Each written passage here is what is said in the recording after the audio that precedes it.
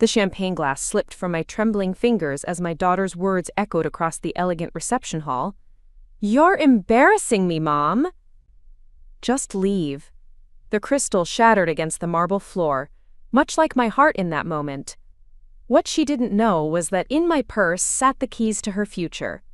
A trust fund worth $12 million that I'd spent 25 years building. What happened next changed everything between us forever. Before we jump back in, tell us where you're tuning in from, and if this story touches you, make sure you're subscribed, because tomorrow, I've saved something extra special for you. My name is Catherine Wells, and at 58, I thought I'd seen every possible way a person could be humiliated. I was wrong. Standing in the opulent ballroom of the Riverside Country Club, watching my only daughter Emma dismiss me like I was some unwanted stranger, I realized that the deepest cuts always come from the people we love most. The morning had started with such promise. I'd driven 3 hours from my modest apartment in Millbrook to attend Emma's wedding in the prestigious town of Westbridge. The invitation had arrived 6 weeks earlier, written in elegant script on cream-colored paper that probably cost more than my monthly grocery bill. Emma Catherine Hartwell and Jonathan Michael Sterling cordially invite you to witness their union. The formal tone should have been my first warning that this wasn't going to be the intimate family celebration I'd imagined. I'd spent weeks preparing for this day. The navy blue dress hanging in my closet had been purchased specifically for the occasion, along with matching shoes that pinched my feet but looked appropriately elegant. I'd even splurged on having my graying hair professionally styled at a salon downtown, something I hadn't done in years. Most importantly, I'd finalized the paperwork for Emma's trust fund, a surprise I'd been planning to reveal after the ceremony. The trust fund represented everything I'd sacrificed over the past 2 decades. After my husband David died when Emma was 7, I'd thrown myself into building my small accounting firm into something substantial. Night after night, I'd worked while Emma slept, taking on clients others wouldn't touch, learning investment strategies, making calculated risks that slowly but steadily grew our modest savings into something significant. Every dollar had been earned with Emma's future in mind. When I arrived at the country club that morning, the parking lot was already half full, with luxury vehicles that made my 10-year-old Honda look like it belonged in a different zip code. The building itself was stunning, all white columns and manicured gardens that spoke of old money and established traditions. I felt distinctly out of place, but I was here for Emma, and that was all that mattered. The ceremony itself had been beautiful, though I barely recognized my daughter in her elaborate designer gown that must have cost more than I made in 3 months.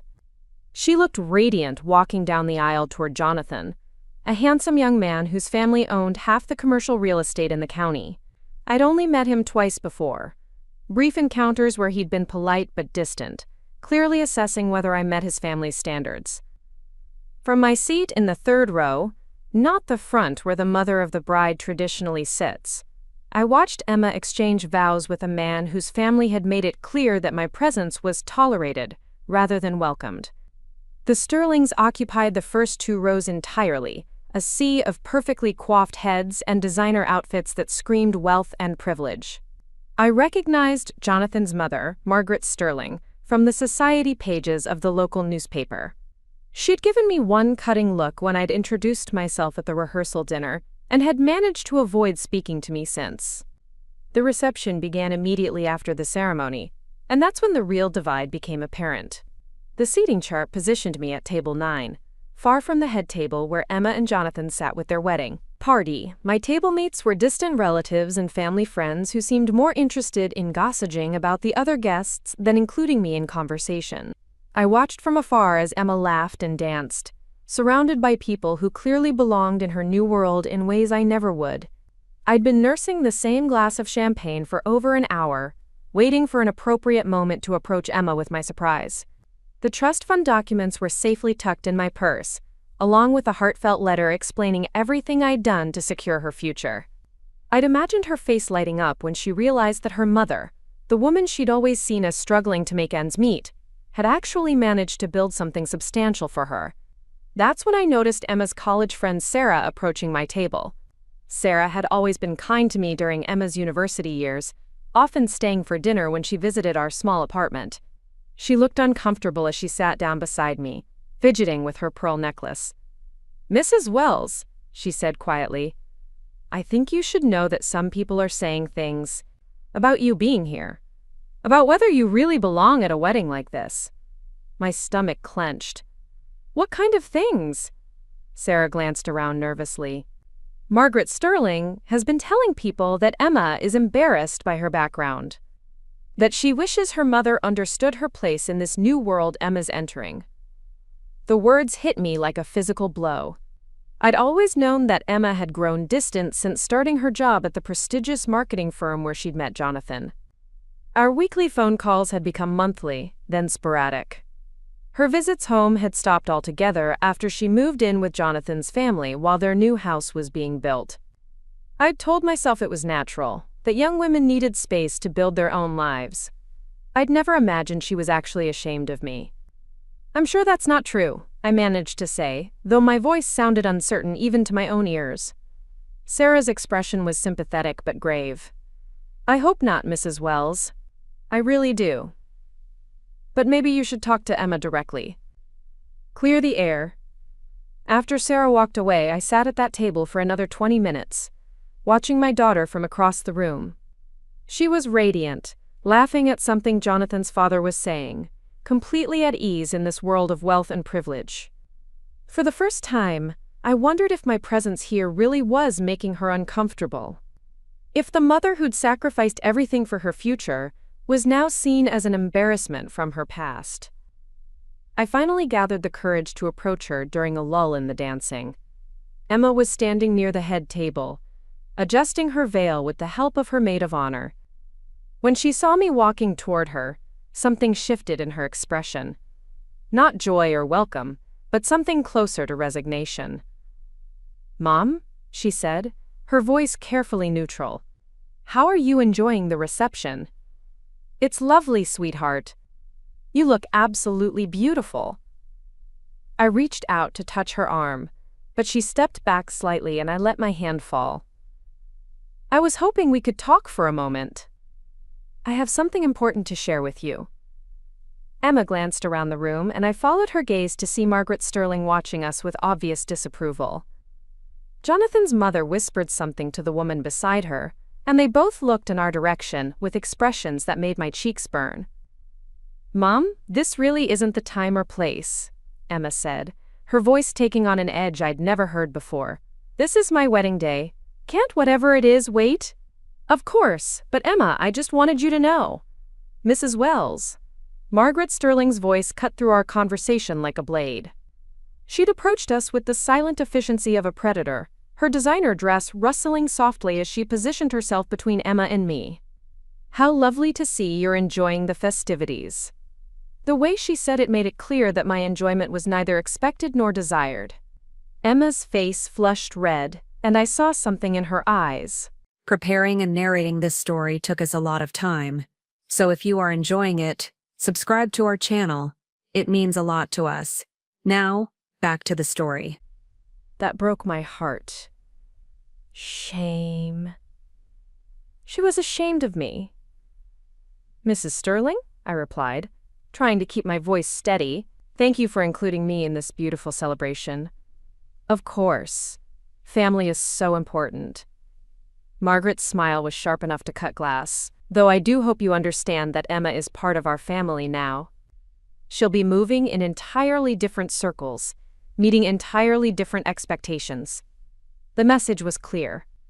I was the past, they were the future, and I needed to know my place. I looked at Emma, waiting for her to say something, to defend me or at least acknowledge that I was still her mother, regardless of social standings. Instead, she looked down at her hands, her silence speaking volumes.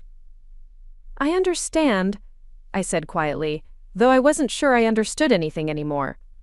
Margaret nodded approvingly. "I'm so glad we're on the same page. Emma's happiness is what matters most, don't you agree?" Before I could respond, she'd glided away, leaving Emma and me standing in awkward silence. My daughter finally looked up at me, and the distance in her eyes was devastating. "Mom, I think maybe you should go," she said softly. "This day is really important to Jonathan's family, and I just need everything to be perfect. Emma, please, just give me 5 minutes. What I have to tell you could change everything." Her expression hardened. "You're embarrassing me, Mom.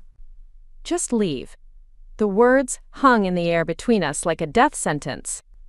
Around us, the reception continued, laughter and music creating a backdrop that seemed to mock the destruction of our relationship. I felt every eye in the room on us, witnessing my public dismissal by my own daughter. I stood there for a moment longer, hoping she would realize what she'd just said, hoping she would take it back. But Emma had already turned away, moving toward a group of her new in-laws who welcomed her with the warmth she'd just denied me. That's when I dropped the champagne glass. The sound of crystal shattering seemed unnaturally loud in the elegant space, drawing even more attention to my humiliation. A server rushed over with a dustpan and brush, apologizing profusely, as if the broken glass was somehow his fault. I reached into my purse and pulled out the trust fund documents, holding them for a moment as I watched Emma laugh with people who would never love her the way I did.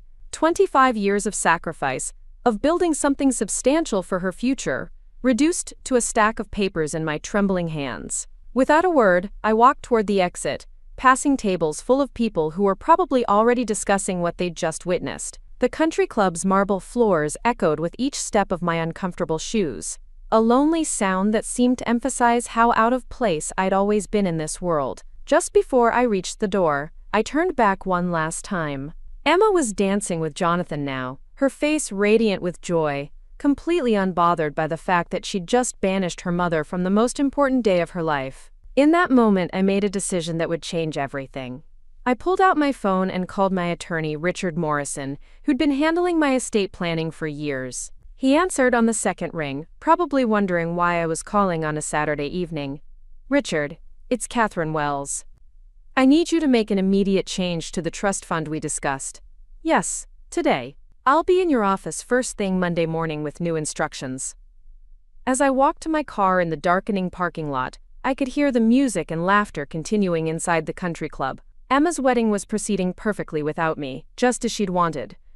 What she didn't know was that her future had just changed dramatically. The trust fund that would have made her independently wealthy was about to disappear, not destroyed but redirected to causes that would actually appreciate the sacrifice it represented. If Emma wanted to build her life with people who measured worth by social standing rather than love and dedication, she would do it without the financial foundation I'd spent my life creating for her.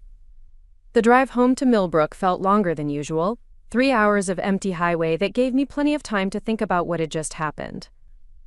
I'd raised Emma to be strong and independent, but somewhere along the way, she'd learned to value the wrong things.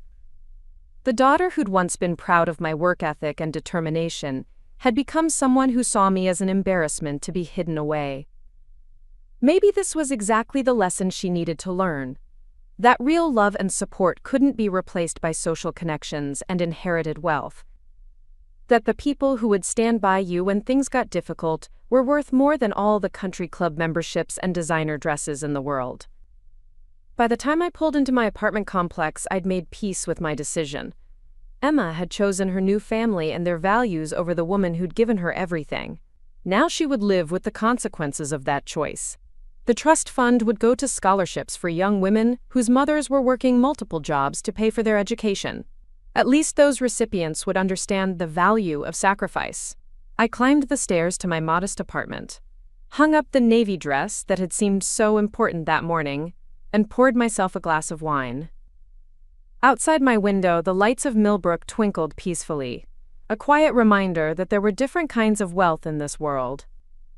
I'd spent 25 years building financial security for someone who didn't value it. Now it was time to find people who would. The next morning, I woke up to 17 missed calls and 43 text messages from Emma. Apparently, someone at the reception had mentioned something about a trust fund, and now she was desperate to reach me.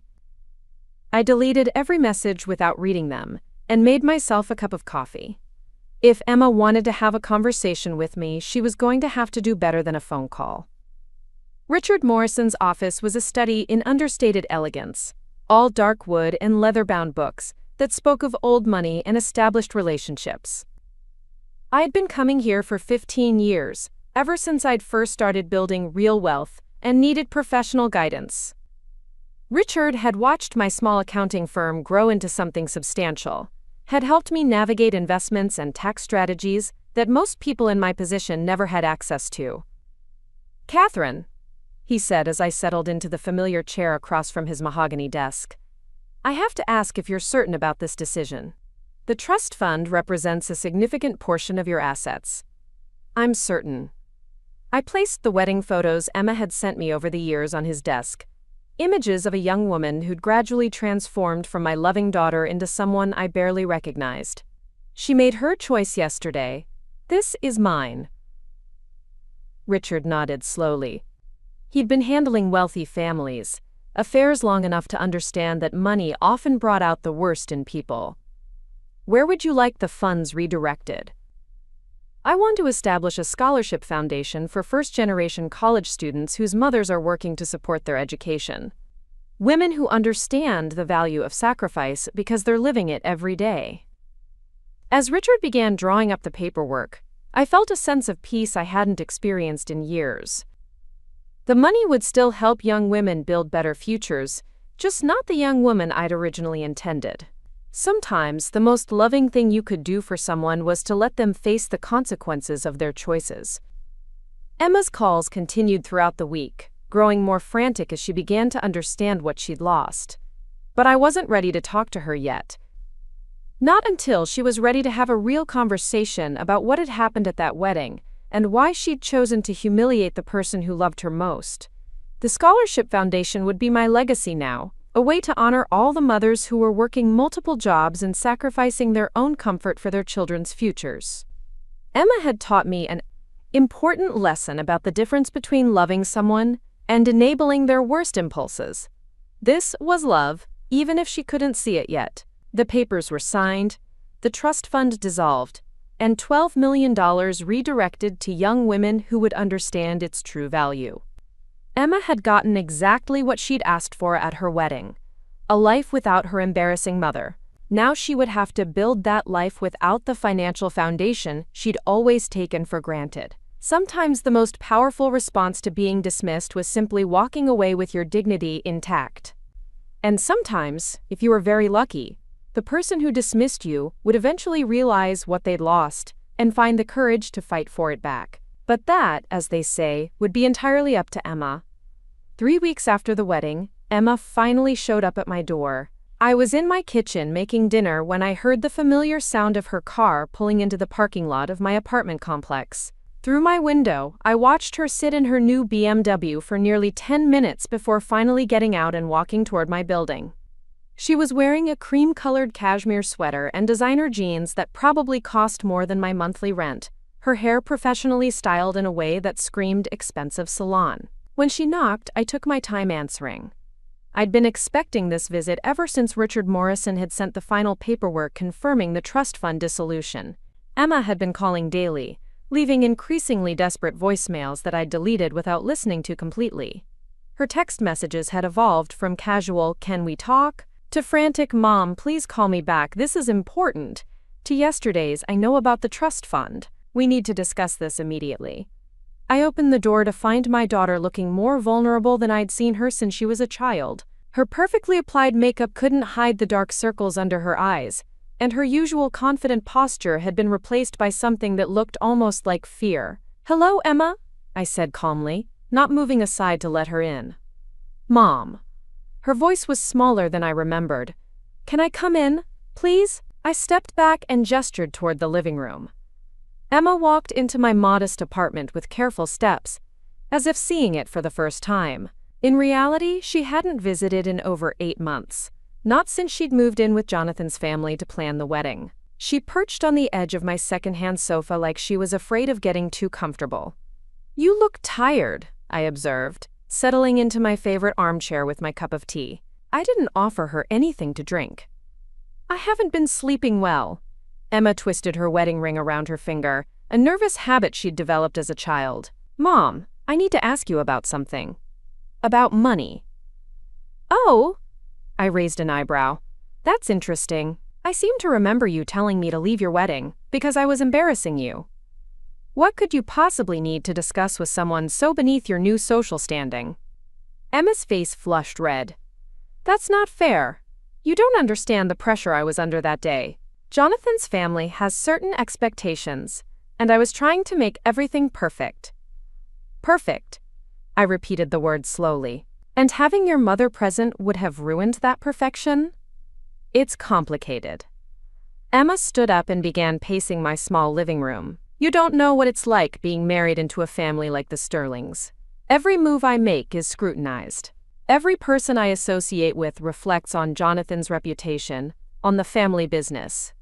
So you decided I wasn't worthy of association. That's not what I meant. But even as she said it, Emma couldn't meet my eyes. Look, I heard something at the reception, after you left. Someone mentioned that you had set up some kind of trust fund for me. Is that true? There it was, the real reason for her visit. Not to apologize for her treatment of me, not to repair our damaged relationship, but to secure access to money she'd only just learned existed. Where did you hear that? I asked. Margaret Sterling mentioned it. She said she overheard you talking to someone on the phone about trust fund changes. She was concerned that there might be financial complications that could affect the family. Of course, Margaret Sterling was concerned. The woman who'd made it clear that I wasn't welcome in her son's life was suddenly very interested in any assets I might possess. It was fascinating how quickly attitudes could change when money entered the equation. I see. And what exactly did Mrs. Sterling suggest you do about these potential complications? Emma stopped pacing and faced me directly. She thought I should clarify the situation with you, make sure there weren't any misunderstandings that might impact the family's financial planning. The manipulation was so transparent it was almost insulting. Margaret Sterling had sent Emma here to gather intelligence about my assets, probably to determine whether I posed any threat to their carefully ordered world, or represented an opportunity they needed to secure. Emma, sit down. My voice carried the authority I'd used when she was a teenager, and she responded automatically, sinking back onto the sofa. I want you to think very carefully about what you're asking me and why you're here. I just want to understand what's going on. You never told me you had money set aside for me. Why keep it secret? The same reason I kept many things secret. To protect you from people who might value you for the wrong reasons. I paused, studying her face. People like the Sterlings, apparently. The Sterlings aren't using me for money. Jonathan loves me. Does he? Tell me, Emma, what does Jonathan know about your background? About how I built my business from nothing after your father died? About the years I worked 3 jobs to keep us afloat? Emma's silence was telling. She'd clearly painted a very different picture of her upbringing for her new family. One that didn't include a mother who'd struggled to make ends meet, or the modest apartment complex where she'd grown up. I told him you were in accounting, she said finally. Accounting. I laughed, but there was no humor in it. That's certainly one way to describe building a business from a single client and a card table in our living room. What else did you tell him? That my father died when I was young, and you raised me alone. That we weren't wealthy, but we got by. We got by. Another interesting interpretation, and I suppose you neglected to mention the years you wore secondhand clothes, because I was investing every spare dollar in building something that would secure your future, or the nights I worked until dawn while you slept, building the client base that eventually became Wells Financial Consulting. Emma's face was growing paler with each question. I didn't think those details were important. You didn't think they were impressive enough for your new family. That's not true. Isn't it? Tell me, Emma, what story did you create about how you afforded college? About how you had enough financial stability to take unpaid internships while your classmates worked minimum wage jobs? About how you graduated debt-free while most of your friends will be paying student loans for decades? Each question hit its mark. Emma had always been intelligent enough to understand cause and effect. She'd simply chosen to ignore the connections when they became inconvenient for her new narrative. I worked hard in school, she said weakly. You did work hard, but you were able to focus on your studies because I made sure you never had to worry about basic necessities. You took that creative writing workshop in Italy the summer before your senior year because I had built enough financial stability to pay for it. You moved to the city after graduation and could afford to live alone while you found your footing because I had prepared for that transition. Emma was quiet for a long moment. When she spoke again, her voice was barely above a whisper. I never asked you to do those things. No, you never asked. Because that's what parents do, Emma. We sacrifice for our children's futures without being asked. We work extra hours and skip vacations and wear the same clothes for years, because we want our children to have opportunities we never had. So what was this trust fund? Some kind of test? The question revealed how little she understood about love and sacrifice. The trust fund was my legacy to you. $12 million that I spent 25 years accumulating, invested carefully and grown strategically, all intended to give you complete financial independence by the time you turned 30. Emma's sharp intake of breath was audible. $12 million was clearly more than she'd imagined. $12 million? How did you manage to save that much? The same way I managed everything else in our lives, Emma. Through careful planning, strategic investments, and a work ethic that apparently embarrassed you enough to demand I leave your wedding. Mom, I didn't mean. You meant exactly what you said. In front of 200 people, you told me I was embarrassing you and ordered me to leave the most important day of your life. Because your new family had made it clear that I didn't meet their standards. Emma stood up again, her agitation obvious. You don't understand the position I was in. Margaret Sterling had been making comments all week about family backgrounds and appropriate associations. She kept asking questions about you, about our family's history, about whether there were any complications that might reflect poorly on Jonathan's career. And you decided the best way to handle her interrogation was to distance yourself from me completely. I was trying to protect both of us. If I hadn't managed the situation carefully, she might have convinced Jonathan to call off the wedding entirely. The admission hung in the air between us like a confession. Emma had been so desperate to secure her place in the Sterling family that she'd been willing to sacrifice our relationship to achieve it. So you chose them over me. I chose my future over the past. The words came out harsher than she'd probably intended, but they revealed her true feelings with devastating clarity. I set down my teacup and looked at my daughter with clear eyes. This wasn't the child I'd raised, the young woman who'd once been proud of my accomplishments and grateful for my sacrifices. This was someone who'd learned to view relationships as transactions and family as a burden to be managed. I see. And now that you've chosen your future, what exactly do you want from me? I want to know about the trust fund. Margaret says there are legal implications to consider, tax consequences that could affect the family's financial planning. Margaret says. I repeated her words slowly. Emma, do you hear yourself? You're sitting in your mother's living room, discussing your inheritance, and you're more concerned about Margaret Sterling's opinion than about repairing the damage you've done to our relationship. That's not true. I care about us. But I also have to think practically about the future. Jonathan and I are planning to buy a house next year, and we're talking about starting a family. If there's money available that could help with those goals. Money that could help with your goals. I stood up and walked to my kitchen, needing distance from the conversation. Emma, do you have any idea what you sound like right now? She followed me, her heels clicking on my linoleum floor. I sound like someone who's trying to plan responsibly for her future. Someone who's just learned that her mother has been hiding significant assets for years. You sound like Margaret Sterling. Like someone who views family relationships as financial opportunities to be maximized. That's not fair. Fair? I turned to face her, and she took a step back at whatever she saw in my expression. Let me tell you what's not fair, Emma.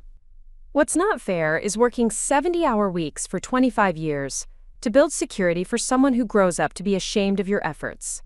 What's not fair is being dismissed from your only child's wedding because you don't fit the image she wants to project. I wasn't ashamed of you. You told me I was embarrassing you. In front of everyone. You ordered me to leave. I was stressed. It was my wedding day, and everything had to be perfect. Perfect. There was that word again. And I was the imperfection that needed to be removed. Emma's composure finally cracked. Tears began streaming down her face, smearing her carefully applied makeup. I'm sorry, okay? I'm sorry I hurt your feelings. But I can't change what happened at the wedding. I can only try to move forward and rebuild our relationship.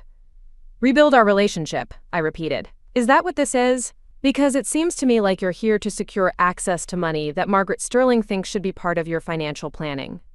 The money is mine, isn't it? You said it was a trust fund for me.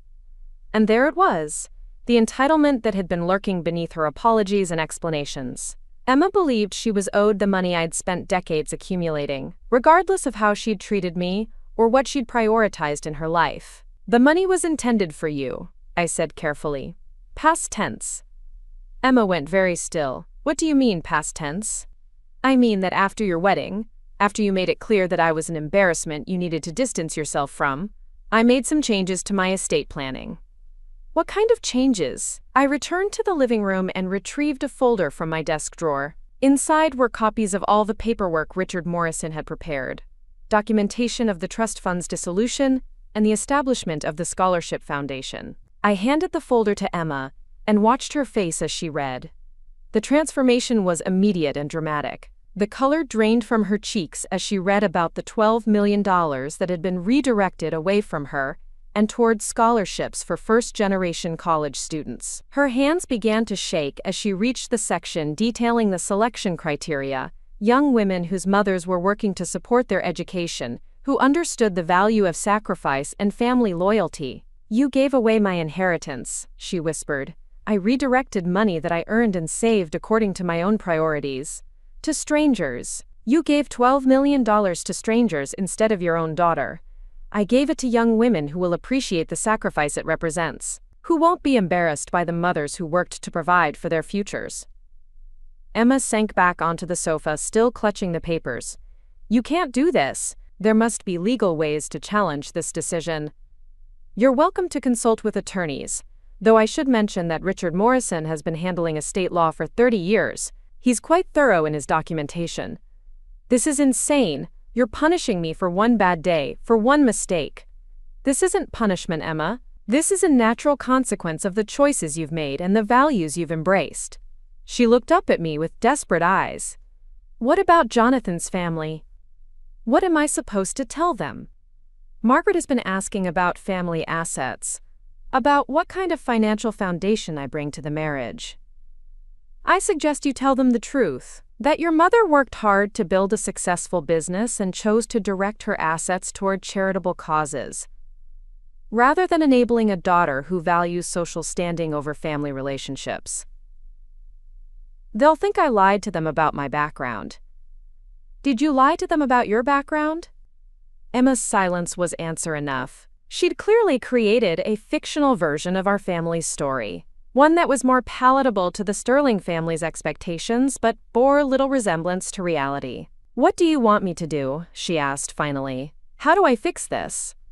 You start by deciding what's actually important to you. Is it the approval of people who judge you based on your family's wealth? Or is it having authentic relationships with people who love you, regardless of your financial status? It's not that simple. You don't understand the world I'm living in now. I understand it perfectly. I've spent 25 years building wealth in that same world, dealing with clients who measured success by bank account balances and social connections. The difference is that I never forgot where I came from or what really mattered. Emma stood up abruptly, clutching the papers to her chest. I need time to think about this. This is all happening too fast. Take all the time you need. But understand that the trust fund is gone, Emma. That decision is final. What happens next depends entirely on what you choose to prioritize going forward. After she left, I sat in my quiet apartment and felt something I hadn't experienced in years. Complete peace with my decisions. Emma would either learn to value the things that truly mattered, or she would continue down the path she'd chosen at her wedding. Either way, she would face the consequences of her choices without the financial cushion I'd spent my life building. The Scholarship Foundation would begin accepting applications next month. I'd already received dozens of inquiries from young women whose stories reminded me of my own struggles as a single mother trying to provide for my child's future. These recipients would understand the value of sacrifice because they were living it every day. Over the following days, Emma called repeatedly, but I let her voicemails go unanswered. She needed time to process what she'd learned and decide what kind of person she wanted to be going forward. The next move would have to come from her, and it would need to demonstrate a genuine understanding of what she'd lost and why. Meanwhile, Margaret Sterling had apparently shared the news of the dissolved trust fund with her social circle. Because I began receiving calls from financial advisors and estate attorneys who'd heard that a substantial inheritance had been redirected to charity. They were eager to discuss my philanthropic goals and suggest ways to maximize tax benefits from my charitable giving. The irony wasn't lost on me. Now that I'd proven I had significant assets to distribute, suddenly everyone wanted to cultivate a relationship with the woman who'd been deemed too embarrassing for Emma's wedding reception. 2 weeks after our confrontation, Emma appeared at my door again. This time she wasn't alone. Jonathan stood beside her, looking uncomfortable in his expensive suit and perfectly styled hair. He was even more handsome than he'd appeared at the wedding, with the kind of polished confidence that came from never having to worry about money. "Mrs. Wells," he said, extending his hand, "I was hoping we could have a conversation." I invited them both inside, noting that Emma looked exhausted. Her designer clothes couldn't hide the weight she'd lost, or the strain that was evident in every line of her posture. "Thank you for seeing us," Jonathan continued once we were all seated. "Emma has explained the situation with the trust fund, and I wanted to discuss it with you directly." "I see. And what exactly did Emma tell you about the situation?" Jonathan glanced at his wife before responding. "She said there was a misunderstanding at the wedding that led to some changes in your estate planning. We're hoping we can resolve whatever issues arose and restore the original arrangements." His tone was diplomatic but condescending, the voice of someone accustomed to solving problems through negotiation and compromise. He clearly believed this was a simple matter of hurt feelings that could be smoothed over with the right approach. "There was no misunderstanding," I said calmly. "Emma made her priorities very clear at your wedding. I simply adjusted my financial planning to reflect those priorities. Mrs. Wells, I think there may have been some miscommunication about our family's expectations. We certainly never intended to make you feel unwelcome." "No? Then please explain why I was seated at table 9 while distant acquaintances sat with the family. Explain why your mother spent the evening making it clear that I didn't belong in your social circle. Explain why Emma felt the need to order me to leave rather than risk further embarrassment." Jonathan's composed expression faltered slightly. "My mother can be particular about social protocols. But that doesn't reflect how Emma and I feel about family relationships, doesn't it?" Because from where I was sitting, Emma seemed very comfortable with her decision to prioritize your mother's approval over her relationship with me. Emma finally spoke up, her voice strained. "Mom, I've apologized for what happened at the wedding. I've admitted I made mistakes. What more do you want from me? I want you to understand the difference between apologizing for hurting my feelings and taking responsibility for the choices you made. I want you to recognize that this isn't about one bad day, but about the person you've become and the values you've embraced." Jonathan leaned forward, clearly trying to take control of the conversation. "Mrs. Wells, I think we're all committed to moving forward positively. Emma loves you, and we want you to be part of our family. Perhaps we could discuss ways to restore the trust fund, while also addressing any concerns you have about our relationship."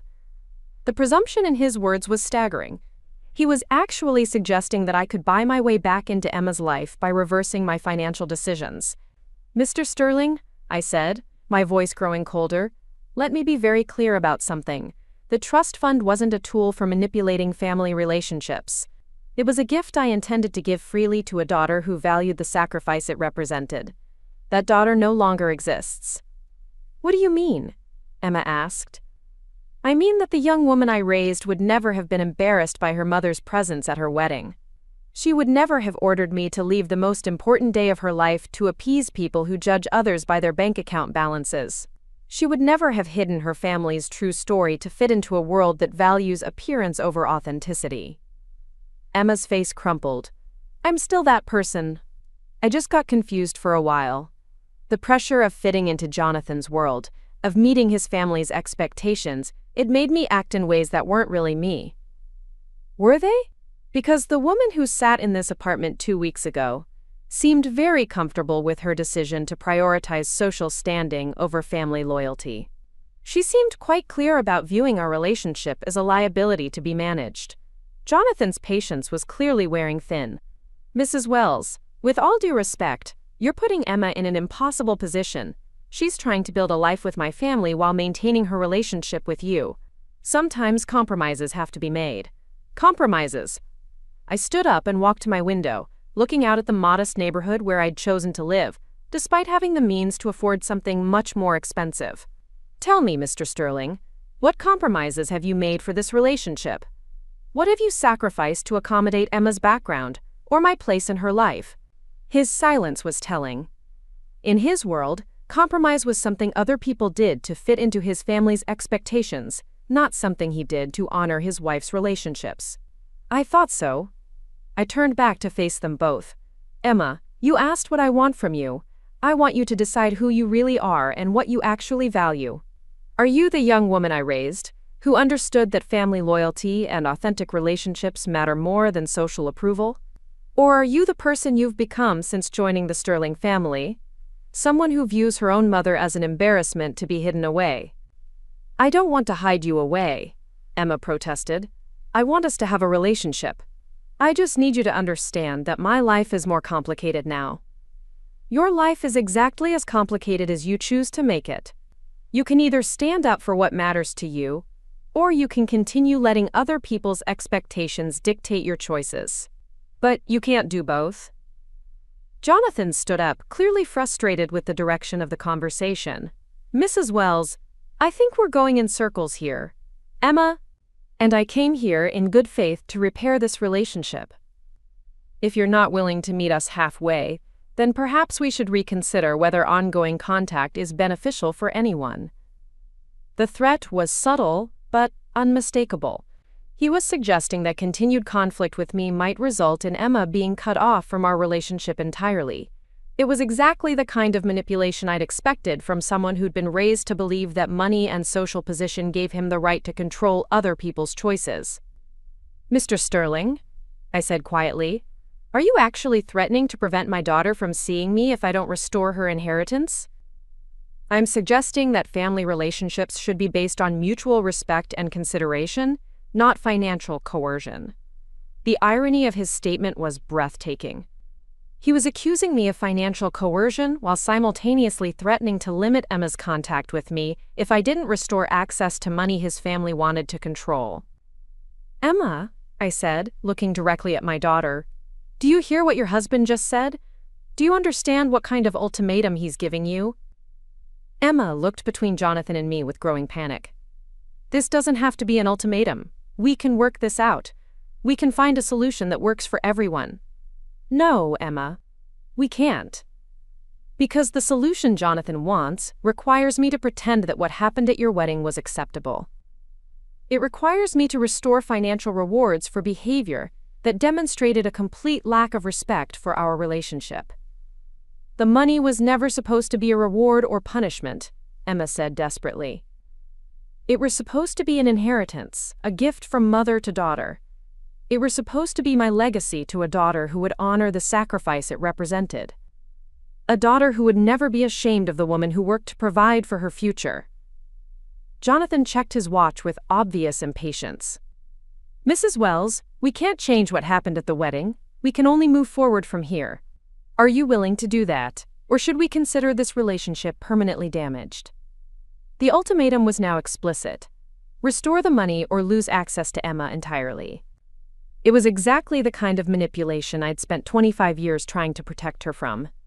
Emma, I said one final time, you have a choice to make. You can stand up to the people who are trying to control your relationship with your mother, or you can let them succeed. But understand that if you choose to let financial considerations dictate family relationships, you're becoming exactly the kind of person I spent my life trying to protect you from.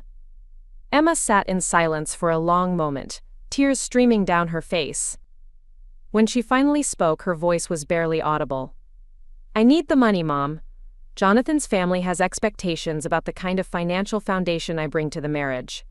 If I can't meet those expectations... She didn't finish the sentence, but she didn't need to. The message was clear. Her place in the Sterling family depended on bringing assets to the relationship, and she was willing to sacrifice our relationship to secure those assets. Then you've made your choice, I said quietly.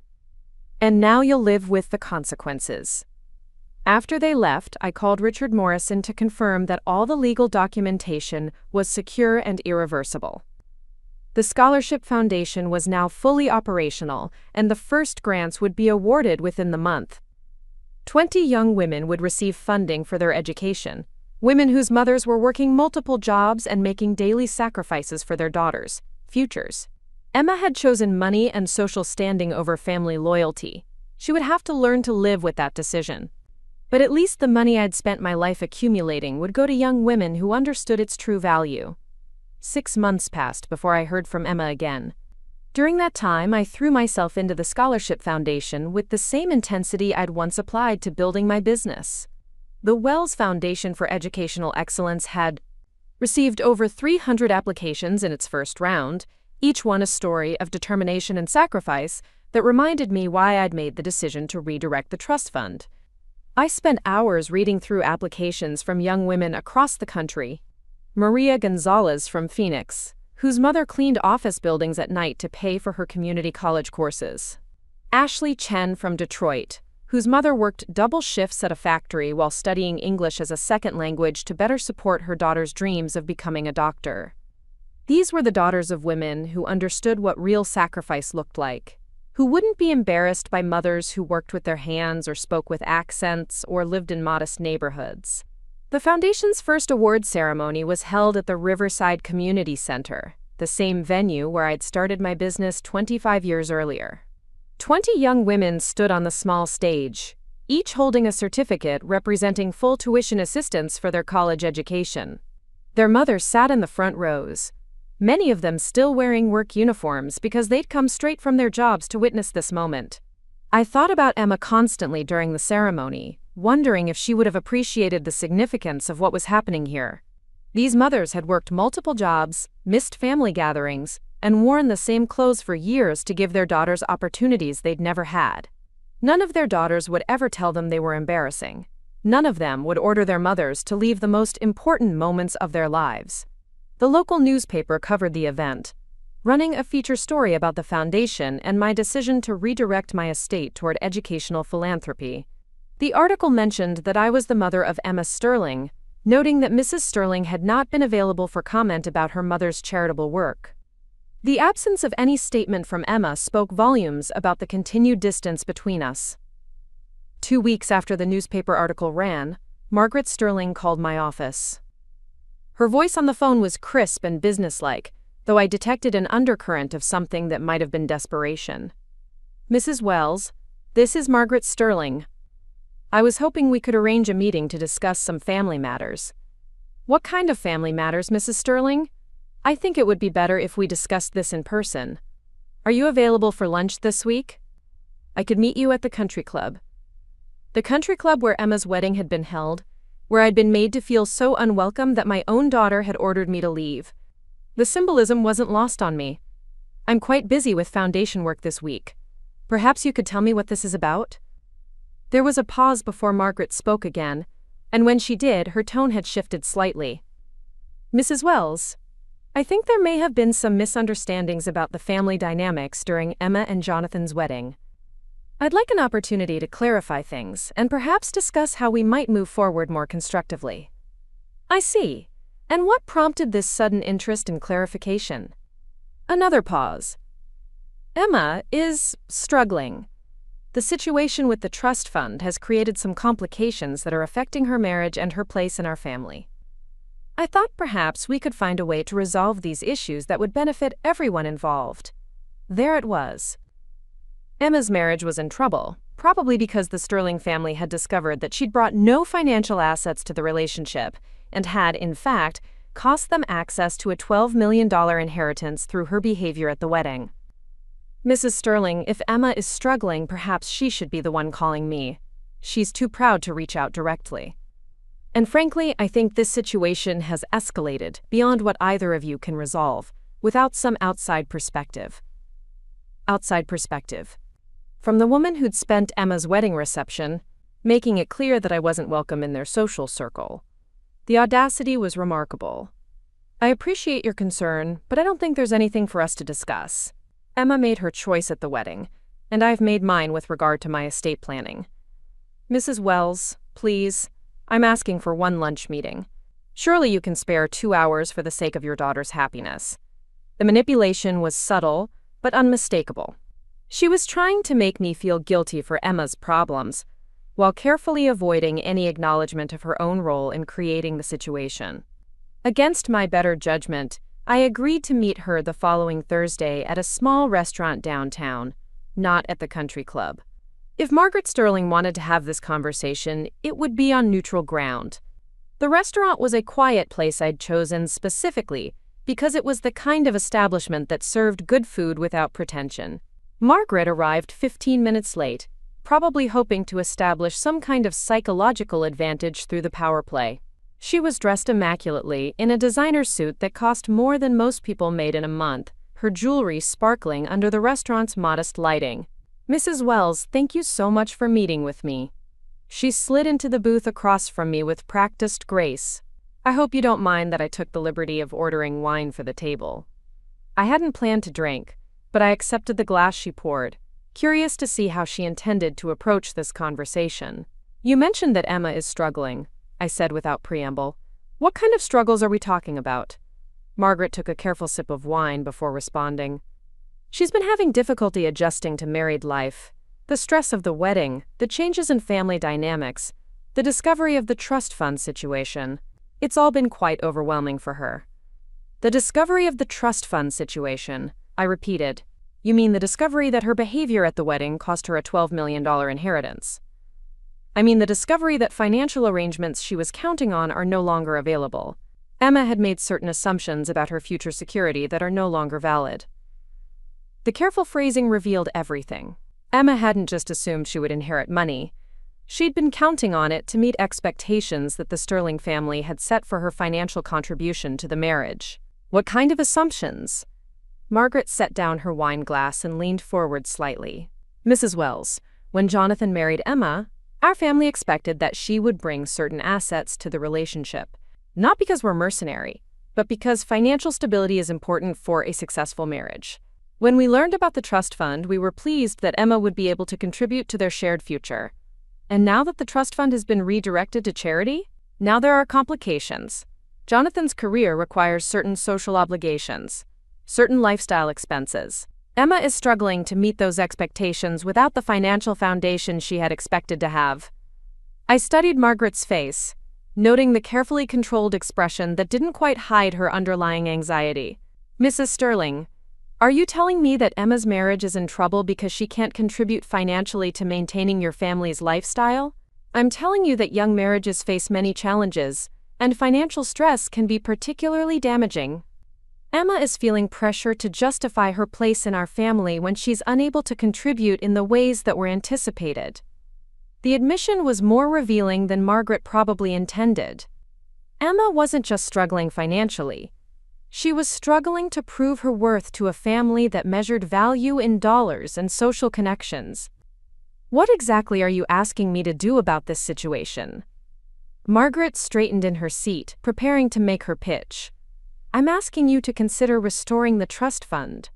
Not necessarily the full amount, but enough to give Emma the security she needs to build a successful marriage." "And in exchange?" "In exchange, Emma would have the financial foundation to fully participate in our family's social obligations. She could contribute to their household expenses, support Jonathan's career development, perhaps even expand her own professional opportunities." It was a business proposal disguised as concern for Emma's well-being. Margaret was essentially asking me to pay for Emma's continued membership in the Sterling family. "Mrs. Sterling, let me ask you something. If Emma had never had any expectation of inheritance, if she'd married Jonathan with only her own earnings, and whatever modest gifts I might have provided as a normal parent, would your family have accepted her?" The question clearly made Margaret uncomfortable. "Of course we would have. We love Emma for who she is. But financial compatibility is important in marriage. Jonathan was raised with certain expectations about lifestyle and social obligations. It's difficult for him to adjust those expectations after the fact. So Emma is expected to fund the lifestyle Jonathan was raised to expect, even though she wasn't raised with the same financial advantages. Marriage is about partnership. about both people contributing to their shared goals. And what has Jonathan contributed to accommodate Emma's background? What adjustments has he made to include her family in their social circle? Margaret's pause was telling. Jonathan has been very patient with the situation. He understands that family dynamics can be complicated. Patient. As if accepting Emma despite her embarrassing mother was some kind of generous accommodation on his part. Mrs. Sterling, I think we have very different ideas about what marriage should look like. I believe it should be based on love, mutual respect, and shared values. You seem to believe it should be based on financial transactions and social positioning. I believe it should be based on practical considerations that support long-term happiness. Romantic love is wonderful, but it doesn't pay for mortgages or children's educations or the kind of social obligations that support professional advancement. Emma had a good job before she married Jonathan. She was financially independent and building her own career. What happened to that? She left her position to focus on family obligations and supporting Jonathan's career development. It's a temporary sacrifice that will benefit both of them in the long run. Emma had given up her independence to become financially dependent on a family that now questioned her value because she couldn't contribute the inheritance they'd expected. The trap was elegant in its simplicity and devastating in its implications. So Emma is now entirely dependent on Jonathan's income and your family's approval for her financial security. She's part of a family that supports each other toward common goals. And if she fails to meet your family's expectations, if she can't contribute financially or socially in the ways you require? Margaret's mask slipped slightly, revealing the steel underneath her polished exterior. Then perhaps she needs to reconsider whether this marriage is sustainable for everyone involved. There it was, the threat that had probably been hanging over Emma's head since the trust fund discovery. Conform to the Sterling family's expectations or risk losing her marriage entirely. You're asking me to pay $12 million to prevent your family from destroying my daughter's marriage. I'm asking you to provide the financial foundation that Emma needs to build a successful life with the man she loves. The man who married her expecting she would bring assets to subsidize his lifestyle. The man who married her believing she could be a true partner in building their future together. I finished my wine and set the glass down carefully. Mrs. Sterling, I think there's been a fundamental misunderstanding about my relationship with Emma and my obligations to your family. What kind of misunderstanding? You seem to believe that I should fund Emma's membership in your social circle to prevent her marriage from failing. I believe that if Emma's marriage can only survive with my financial support, then it was never a marriage worth having. Margaret's composure finally cracked completely. Mrs. Wells, you're being deliberately obtuse. This isn't about funding social memberships. This is about giving your daughter the tools she needs to succeed in the life she's chosen. The life she chose when she ordered me to leave her wedding because I was embarrassing her in front of your family. That was a mistake made under pressure. Emma regrets what happened that day. Does she?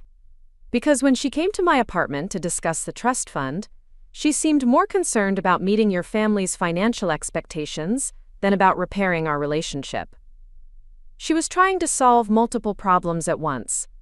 That doesn't mean she doesn't love you or want a relationship with you. Then why isn't she here having this conversation herself? Margaret was quiet for a moment, clearly debating how much to reveal.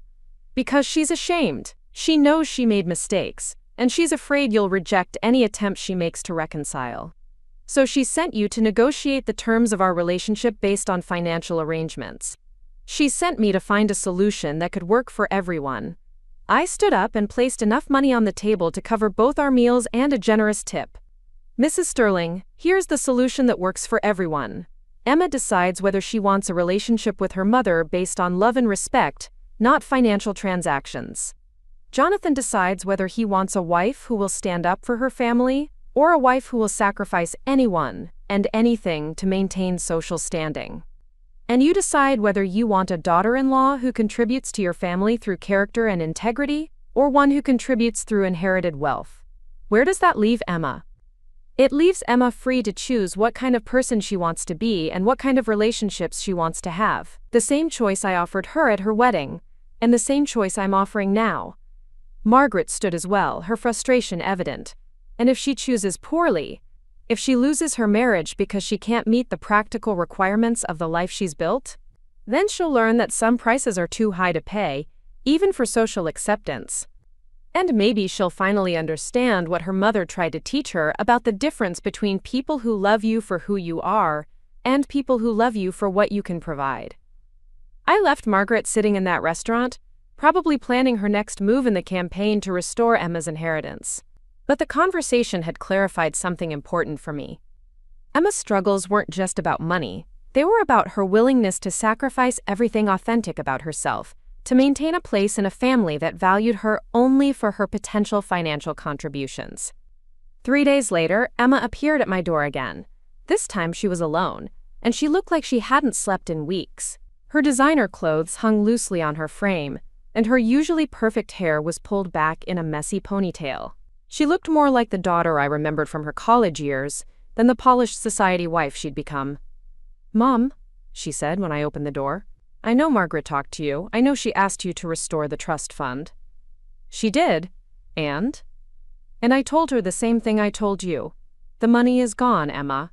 It's been donated to young women who will appreciate the sacrifice it represents." Emma's face crumpled, but she didn't break down this time. Instead, she seemed to deflate, as if she'd been holding on to hope that was finally exhausted. "Can I come in? Please? I have something I need to tell you." I stepped aside and let her enter. She walked to my kitchen table and sat down heavily, looking around the modest space as if seeing it for the first time. "I've been thinking about what you said, about choosing what kind of person I want to be, about the difference between people who love you for who you are and people who love you for what you can provide." I sat down across from her and waited. I think Jonathan's family only accepted me because they thought I came with money. And I think Jonathan only proposed because his mother convinced him I was a good investment for his future. The admission couldn't have been easy for her to make. "What makes you think that?" "Things he's said since we found out about the trust fund. Comments about how I misrepresented my family's financial situation. Questions about whether I deliberately hid information about my inheritance to trap him into marriage." "And what do you think?" Emma was quiet for a long moment. "I think I misrepresented everything about my background because I was ashamed of who I really was. I was ashamed that my mother worked multiple jobs to pay for my education. I was ashamed that we lived in a small apartment instead of a big house. I was ashamed that you wore the same dress to every important event because you were saving money for my future." Her voice broke on the last words, and tears began streaming down her face. I was so desperate to fit into Jonathan's world that I convinced myself our background was something to hide instead of something to be proud of. And when you showed up at my wedding, representing everything I was trying to escape from, I panicked. "Emma, no, let me finish. I need to say this." She wiped her eyes with the back of her hand.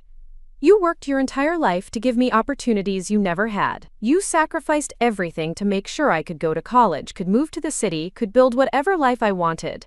And when I finally had the chance to honor that sacrifice, to introduce you to my new family as the amazing woman who made my success possible, I failed. You were under pressure. I was a coward. I chose the approval of people I barely knew over the woman who loved me enough to work 70-hour weeks for my future. I chose social acceptance over family loyalty. I chose to be embarrassed by the person I should have been most proud of." The pain in her voice was devastating, but it was also real in a way that her previous apologies hadn't been. This wasn't about money or social positioning. This was about genuine recognition of what she'd lost. "What are you saying, Emma?" "I'm saying that I understand why you dissolved the trust fund. I'm saying that I don't deserve the money you spent your life accumulating, because I proved that I don't understand its value.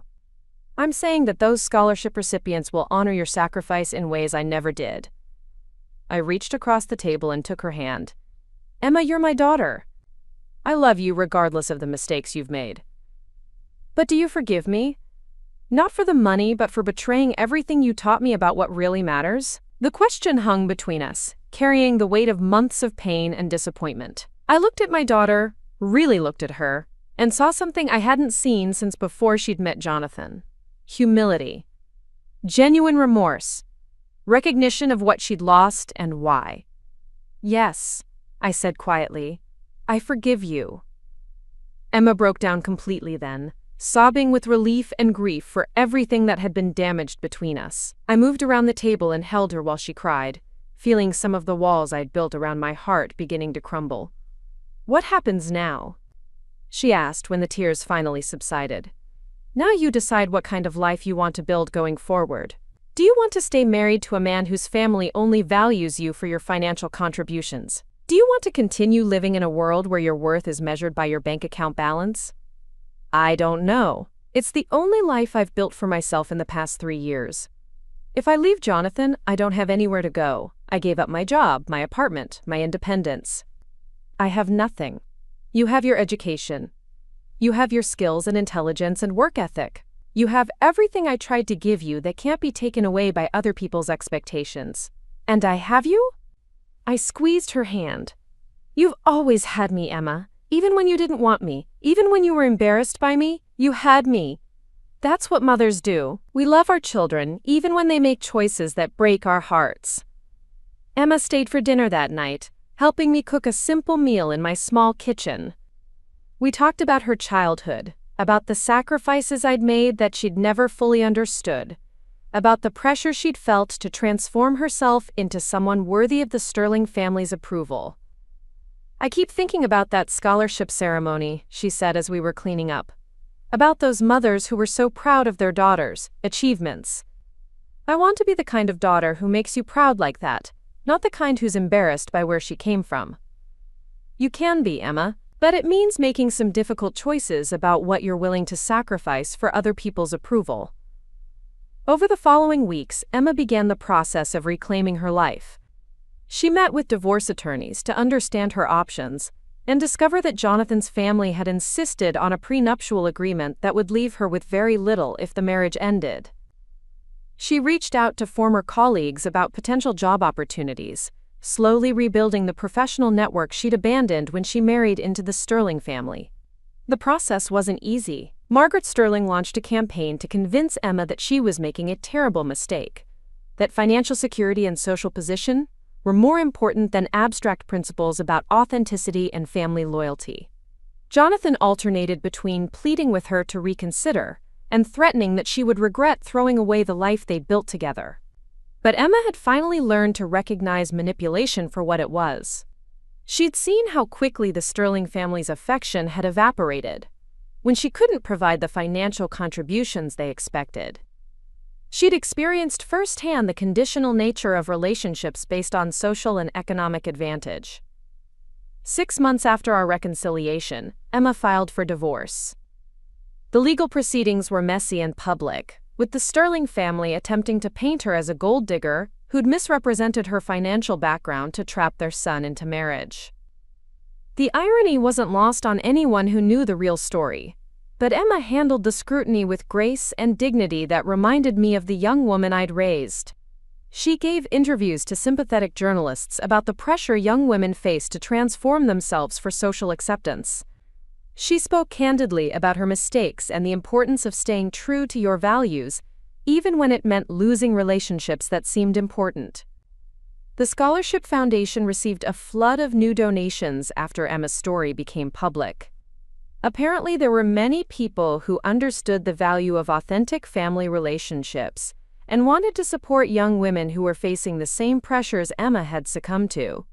Emma moved back to Millbrook after the divorce was finalized, renting a small apartment not far from mine while she rebuilt her life and career. We had dinner together twice a week, slowly repairing the damage that had been done to our relationship. She got a job with a nonprofit organization that provided financial literacy education to low-income families, work that reminded her daily of the values I'd tried to teach her. One evening, as we were walking through downtown Millbrook after dinner, Emma stopped suddenly and turned to me. "Mom, I need to ask you something." "What is it?" "Do you ever regret dissolving the trust fund? Do you ever wish you'd found a way to help me without sacrificing the money you'd worked so hard to accumulate?" I thought about the question carefully. The money was gone, redirected to young women who would use it to build authentic lives based on their own efforts and their mothers' sacrifices. Emma was starting over at 32, building a new career and learning to value relationships based on character rather than financial advantage. "No. I said finally. I don't regret it. That money was always meant to help you build a meaningful life. It's just that I had to learn that sometimes the most meaningful life requires starting over and choosing different values than the ones you thought you wanted. Emma smiled, and for the first time in years, it was the same smile I remembered from her childhood. Genuine, unguarded, free from the careful calculation that had marked her interactions during her marriage to Jonathan. I love you, Mom. Thank you for not giving up on me, even when I gave up on myself. I love you too, sweetheart, and I'm proud of the woman you're becoming. As we walked home together through the quiet streets of Millbrook, I felt something I hadn't experienced since before Emma's wedding. Complete peace with my choices and genuine hope for our future together. The trust fund was gone, but Emma had found something more valuable. She'd found her way back to the person I'd raised her to be. Someone who understood that the most important inheritance wasn't money, but the values and character that would guide her through whatever challenges life might bring. The scholarship recipients would graduate college debt-free and build careers based on their own efforts and their mothers' sacrifices. Emma would build a new life based on authentic relationships and work that reflected her real values. And I would continue supporting young women who understood that the greatest gift a mother could give her daughter wasn't financial security, but the strength to choose character over convenience, authenticity over approval, and love over social advantage. Sometimes the most loving thing you could do for someone was to let them face the consequences of their choices until they learned to make better ones. Sometimes protecting someone meant refusing to enable their worst impulses, even when it broke your heart to watch them struggle. But sometimes, if you were patient enough and strong enough to hold your ground, the people you loved would find their way back to the values that really mattered. And sometimes, the relationships that survived that kind of testing became stronger than they'd ever been before. Emma had learned that some prices were too high to pay for social acceptance.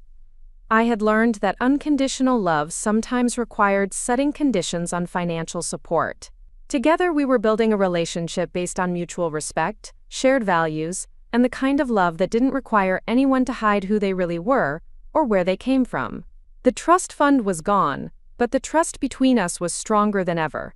And that, I realized, was the inheritance that truly mattered. The phone rang at exactly 7 in the morning, 3 months after Emma's divorce was finalized. I recognized the number immediately, though I hadn't heard from Margaret Sterling since our disastrous lunch meeting nearly a year earlier.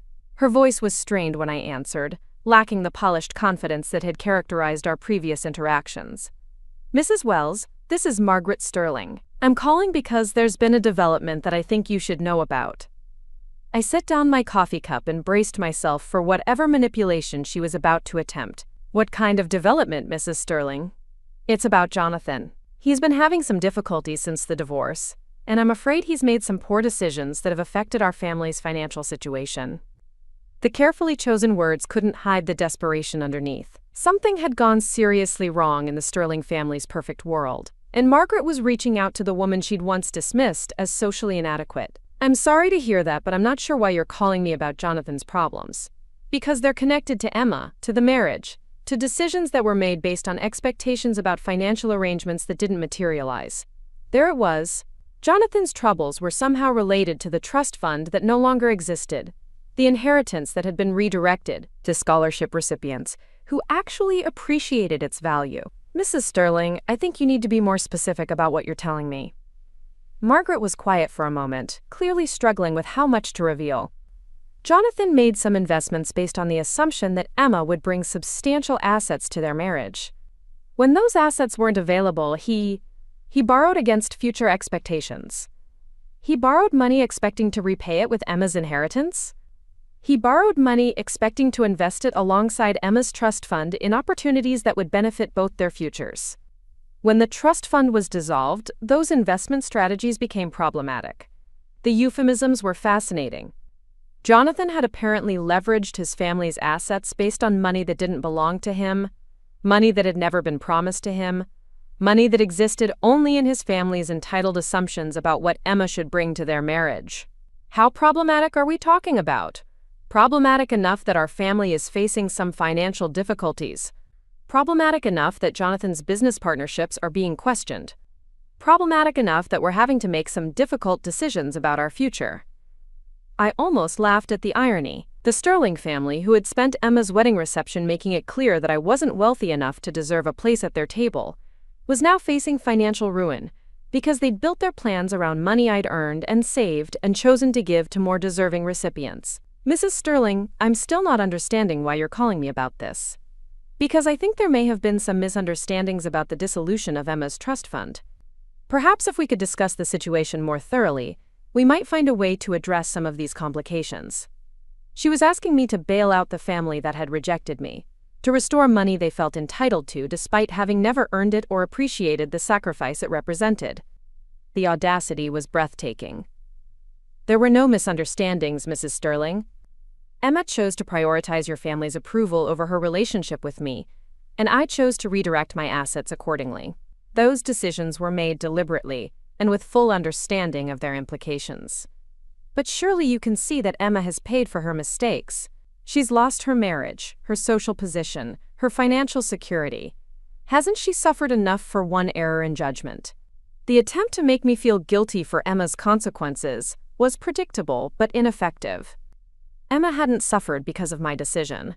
She'd suffered because she'd married into a family that valued her only for her potential financial contributions. Emma has learned valuable lessons about authentic relationships and personal integrity. I consider that growth, not suffering. And what about Jonathan? What about our family? We made plans based on reasonable expectations about Emma's background. You made plans based on assumptions about money that was never yours. The fact that those plans have created problems for your family isn't my responsibility." Margaret's composure finally cracked completely. "Mrs. Wells, we're talking about losing everything. Our home, our business interests, our social position. All because of expectations that seemed reasonable at the time." Expectations based on what, exactly? Emma never promised to bring money to the marriage. I never promised to provide financial support to your family. You simply assumed that anyone marrying your son would come with assets you could control. We assumed that Emma's family background included the kind of financial stability that would support a marriage at our social level. You assumed that because you couldn't imagine anyone achieving professional success without inherited wealth, you couldn't conceive of someone building their own assets through hard work and strategic planning. That's not fair. What's not fair is a family that judges people based on their bank account balances, rather than their character. What's not fair is expecting someone else's money to subsidize your lifestyle choices. Margaret was crying now, though trying to hide it. "Mrs. Wells, I'm asking for help. Not just for our family, but for Emma's future. If Jonathan declares bankruptcy, if our family loses everything, it will reflect on her as well. She'll be associated with financial scandal, social disgrace. Emma has already survived social disgrace, Mrs. Sterling. She's learned that her worth isn't determined by other people's financial decisions or social positions. She's building a life based on her own efforts and authentic relationships. You could prevent all of this. You could restore even a portion of the trust fund, enough to stabilize the situation. Emma would benefit too, eventually." The desperation in Margaret's voice was almost heartbreaking, but it didn't change the fundamental reality. The Sterling family had built their lives on unsustainable assumptions about other people's money, and now they were facing the consequences of those choices. "Mrs. Sterling, the money has been donated to a scholarship foundation. 20 young women are attending college debt-free because of those funds. They're building careers and supporting families who understand the value of sacrifice and hard work. I'm not going to take educational opportunities away from deserving recipients to bail out a family that never appreciated what they were asking for. Then what am I supposed to do? How am I supposed to tell my husband that we're losing our home because our son's ex-wife's mother won't restore money that was supposed to be his inheritance? You're supposed to tell your husband the truth. That your family built financial plans around money that was never promised to you, borrowed against assets that belonged to someone else, and made assumptions about Emma's value that had nothing to do with who she actually was as a person." After Margaret hung up, I sat in my kitchen for a long time, thinking about the conversation and its implications. The Sterling family's financial collapse was a direct result of their entitled assumptions about Emma's inheritance. But it was also poetic justice for the way they'd treated both Emma and me. I called Emma that afternoon to tell her about Margaret's call. She listened without interruption as I explained the situation, her silence growing heavier with each detail. "So Jonathan borrowed money expecting to invest it alongside my trust fund?" she asked when I finished. "Apparently so. And when the trust fund wasn't available, those investments became unsustainable." Emma was quiet for a long moment. "Mom, I need to tell you something. Something I should have mentioned earlier but was too ashamed to admit." "What is it?" "Jonathan asked me about the trust fund before we got engaged.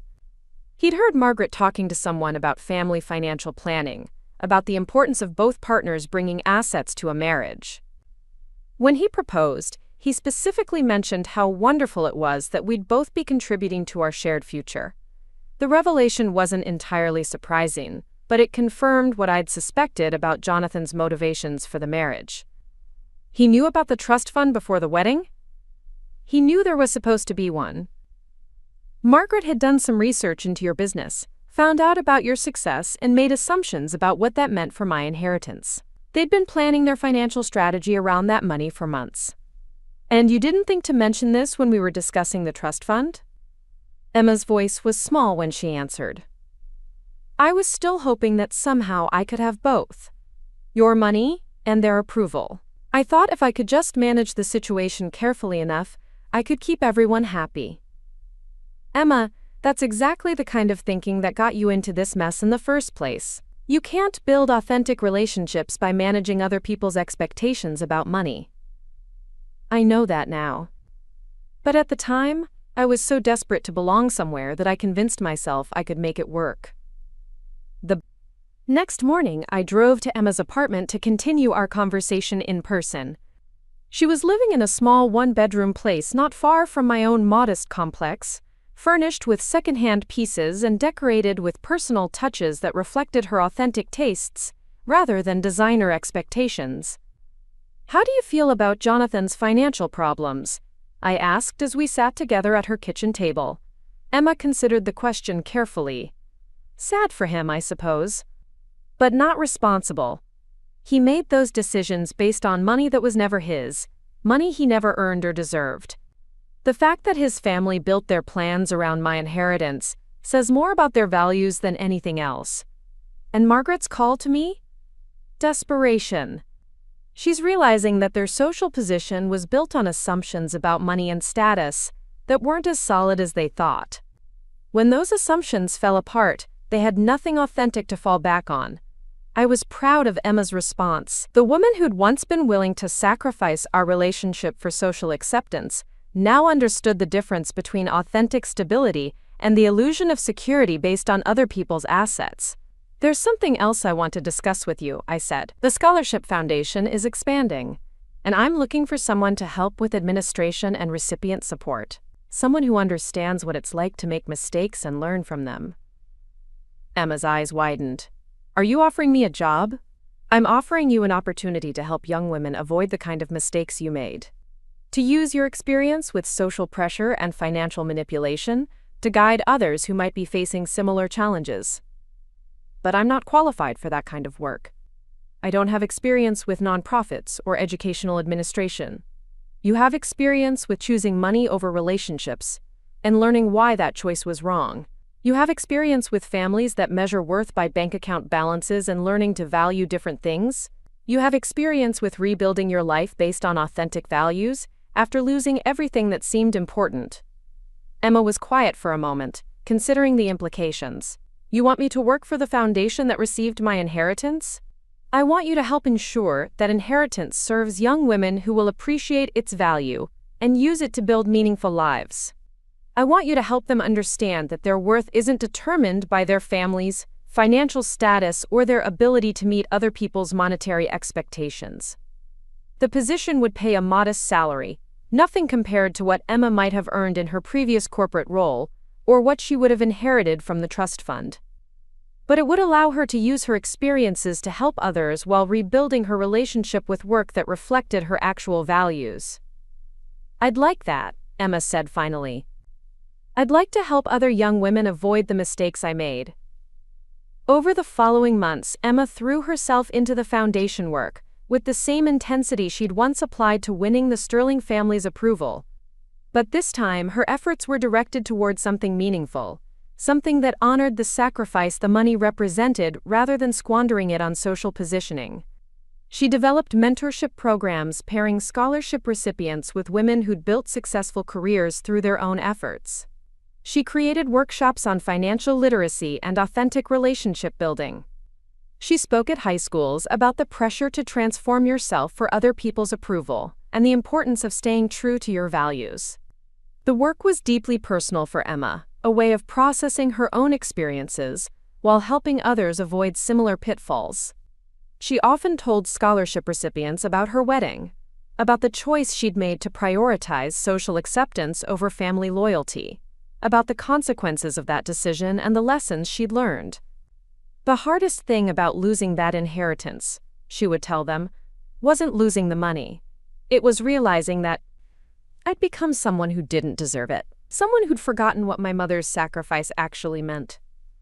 6 months after starting with the foundation, Emma received a letter from Jonathan. He was writing from a rehabilitation facility where he was being treated for gambling addiction and substance abuse problems that had apparently contributed to his financial downfall. The letter was an apology, an acknowledgement of the pressure he'd put on her to be something she wasn't, an admission that his family's expectations had been unreasonable and destructive. He says he's learning about authentic relationships and personal responsibility, Emma told me as we reviewed foundation applications together. He says he understands now why I left him. How does that make you feel? Grateful that I got out when I did. If I'd stayed, if you'd restored the trust fund to keep me in that marriage, I would have enabled his problems instead of forcing him to face them. The insight showed how much Emma had grown since her wedding day. She now understood that sometimes the most loving thing you could do for someone was to refuse to enable their destructive choices, even when that refusal caused immediate pain. The Sterling family's social decline was swift and dramatic. Their country club membership was revoked when they couldn't pay dues. Their prestigious home was sold to cover debts. Margaret Sterling was seen working as a retail clerk at an upscale department store, a job that would have horrified her during her days of looking down on people who worked for wages. Emma felt sympathy for their situation but no responsibility for it. They built their lives on other people's money and other people's approval, she observed. When those external supports disappeared, they had nothing authentic to sustain them. Meanwhile, the scholarship recipients were thriving. Maria Gonzalez had graduated from nursing school and was working in a community health clinic, serving families like the one she'd grown up in. Ashley Chen was in her 3rd year of medical school, maintaining a perfect GPA while volunteering at free clinics on weekends. Each success story validated my decision to redirect the trust fund toward young women who understood its true value. Emma often attended scholarship awards ceremonies, speaking to recipients about the importance of staying true to their values even when faced with pressure to transform themselves for other people's approval. Her message was always the same. Authentic relationships and meaningful work were worth more than social position or inherited wealth. My mother spent 25 years building this foundation money, she would tell them, not because she wanted to impress anyone or buy her way into exclusive social circles, but because she wanted to give young women like you opportunities to build meaningful lives. Honor that sacrifice by staying true to who you are, no matter what pressures you face.